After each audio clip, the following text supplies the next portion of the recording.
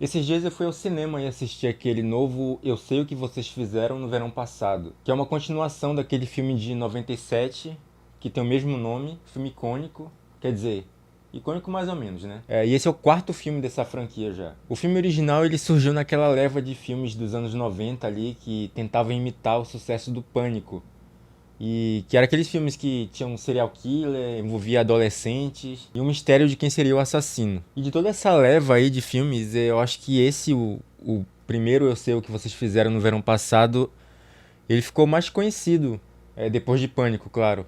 Ele é meio que o genérico do Pânico. Ele é pro Pânico meio que o Poison é pro Guns N' Roses, entendem? Muita gente fala mal desse filme original hoje em dia, mas eu revi recentemente e eu achei até melhor do que eu esperava. Eu acho que o mistério funciona bem. Ele como slasher, que é esse subgênero de filme de terror que envolve serial killers geralmente mascarados e tal. Como slasher, ele deixa um pouco a desejar, porque ele é mais lento, ele é muito lento, não tem muitas mortes e as mortes são meio higienizadas, assim, não tem muito sangue. Mas ele tem uma bela cena de perseguição ali no final. E tem a cena mais famosa do filme, que foi aquela cena da personagem da Jennifer Love Hewitt gritando What are you waiting for, huh? What are you waiting for? que ficou famosa porque é uma cena muito tosca. A atuação dela é horrível, inclusive essa cena virou paródia do Todo Mundo em Pânico. E hoje em dia a própria franquia faz piada com isso. Ela repete essa frase no filme novo. Enfim, esse filme original eu vi a primeira vez. Eu não vi no cinema, mas eu vi logo depois que saiu do cinema. Eu aluguei o VHS dele na época. Ele é um filme que. Ele é uma cápsula do tempo. Ali, ele é muito retrato daquele final dos anos 90 ali. Ele tem muito aqueles atores daquela época. A própria Jennifer Love Hewitt, a Sarah Michelle Gellar, o Fred Prison Jr. Esse carinha aí que eu não lembro o nome, mas que tava em muitos filmes também nessa época. Embora não seja um filme genial, ele tem seus problemas, mas eu acho que pra mim, pro pessoal da minha época, ele marcou muito a adolescência, assim, infância e adolescência. Aí o filme fez sucesso e logo no ano seguinte teve a continuação. Esse eu vi no cinema, eu ainda sei o que vocês fizeram no verão passado. Esse é mais bagaceira, ele tem uma trama que não faz o menor sentido. Tem o Jack Black de maconheiro Rastafari. Tem as meninas ganhando um sorteio na internet ao responder a pergunta qual é a capital do Brasil, e elas respondem Rio de Janeiro e ganham um sorteio, uma patifaria sem limite. E aí, alguns anos depois fizeram um terceiro filme, só que esse filme é uma bênção, cara. Ele não tem nada a ver com os dois primeiros, não tem ninguém do elenco original. Você percebe que é um filme com um orçamento já meio miserável ali. Ele foi lançado direto em DVD, ele tem uma qualidade muito amadora. E o curioso é que o assassino nesse filme, o pescador assassino, é um zumbi no final. Tô dando spoiler aqui porque quem que vai ver esses filmes, né? Quem que vai ver? Mas se você quiser ver, ó, esses filmes estão no Netflix. O primeiro e o terceiro, o segundo eu não lembro se ele tá, mas deve estar. E eis que esse ano de 2025 a gente ganha um quarto filme, que na verdade é uma continuação direta do segundo, né? Com o mesmo nome do primeiro filme e com o elenco original retornando. Ou os que sobraram, né? Pelo menos. Ele é uma espécie de reboot porque ele conta uma história muito parecida com a do primeiro filme. Ou seja, os jovens fazem uma burrada no primeiro ato e causam a morte de alguém sem querer. Aí eles prometem, fazem um pacto de guardar esse segredo para sempre, para não se prejudicarem. Só que aí um ano depois, um deles recebe uma carta falando eu sei o que vocês fizeram no verão passado, e mortes começam a acontecer. Só que ao mesmo tempo que ele é uma refilmagem, ele também é uma continuação, porque alguns personagens do primeiro filme voltam, inclusive a protagonista, a Julie James, interpretada pela Jennifer Love Hewitt, e ela volta para ajudar os jovens. Um deles pede ajuda dela, tem a ideia genial de que, ó, estamos sendo perseguidos por um assassino que nem ela foi no passado, então vamos pedir ajuda dela. Não faz muito sentido, né? Porque esse assassino ele não vai seguir regras como, sei lá, os assassinos de Pânico ou os filmes do Premonição que tem regras, então quem já passou por isso pode ajudar quem tá passando agora. Mas como pretexto para trazer o elenco original de volta, acho que tá valendo. Já no começo desse aqui, tem uma coisa que acho que a coisa que mais me desagradou foi o acidente inicial. Que tem uns jovens ali no verão, na estrada, eles param, aí eles estão no meio da rua, no meio de uma curva, e passa um carro e o motorista do carro que passa desvia deles e cai na praia. Enfim, o cara morre. E eu achei isso muito fraco, porque não gera um dilema moral muito grande. Aí eles guardam o segredo de que eles estavam ali quando o cara morreu. Pra quê? Por que não chamar a polícia? Eles dificilmente iam sair prejudicados dali. Até porque a maioria deles era rico e tal. No primeiro filme, sim. No primeiro filme, eles atropelam um cara e tem que se livrar do corpo pra não arranjar problema depois. Isso traumatiza eles. Tanto que nesse aqui, um ano se passa e a maioria dos personagens não tá traumatizado, tá vivendo uma vida normal. Eu acho até legal que no começo o filme dá pistas falsas do que pode acontecer. Primeiro parece que eles atropelam alguém, mas não é só eles freiam o carro bruscamente. Aí depois um deles vai pro meio da rua quando desafiar um carro que tá vindo a desviar dele ou não. A gente acha que vai ser isso, o cara vai desviar e vai morrer, mas não é.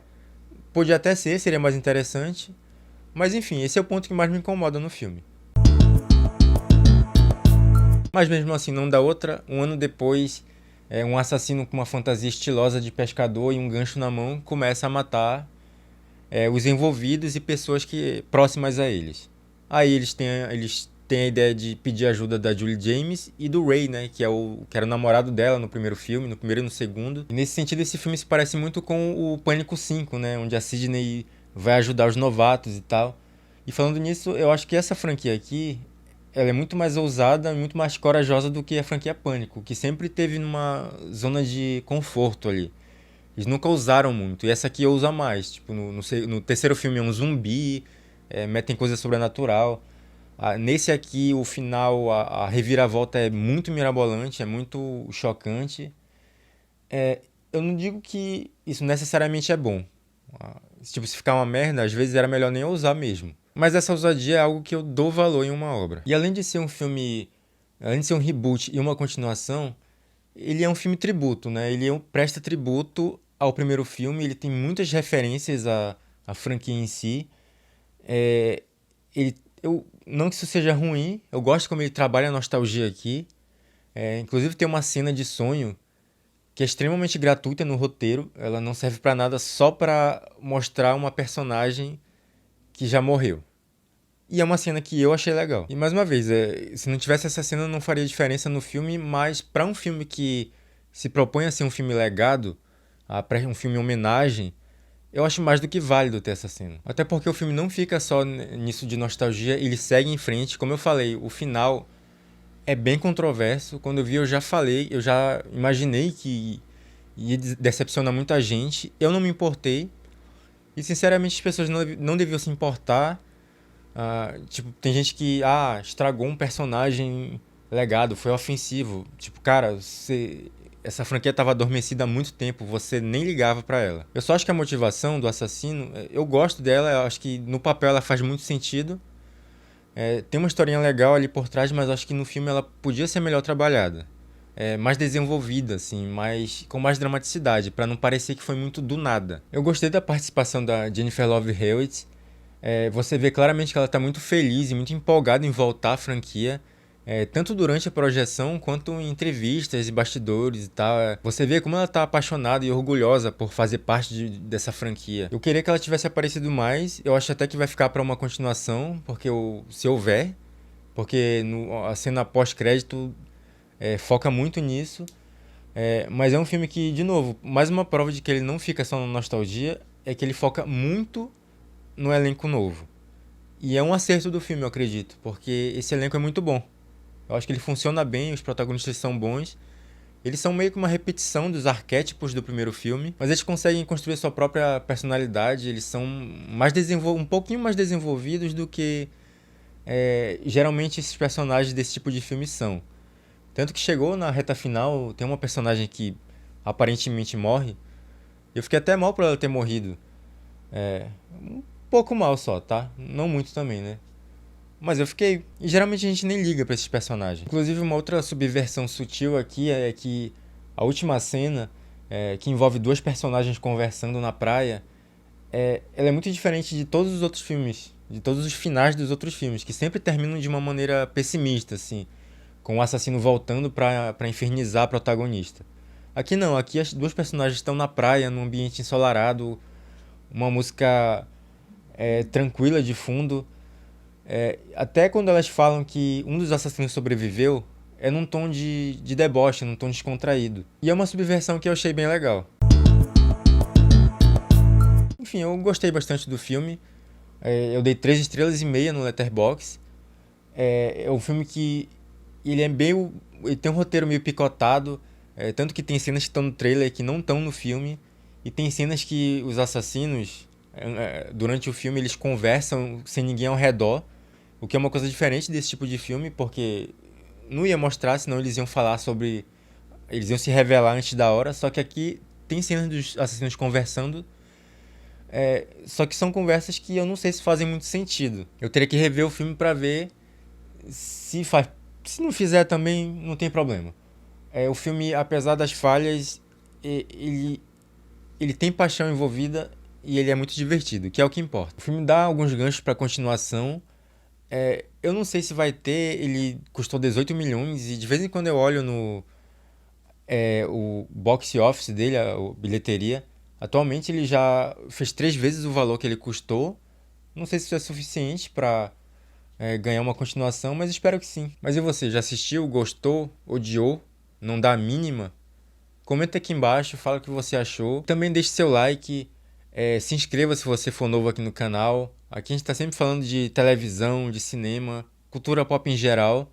E aí, se inscrevendo, você se mantém informado sobre todos esses assuntos, além de ajudar o nosso canal a crescer cada vez mais. Eu vou falando de outros assuntos aqui enquanto a Fazenda não começa, tá? Mas quando começar a Fazenda, vamos focar, vamos focar. Mas por enquanto, dá falta mais de um mês ainda. Então, um abraço e a gente se vê logo menos.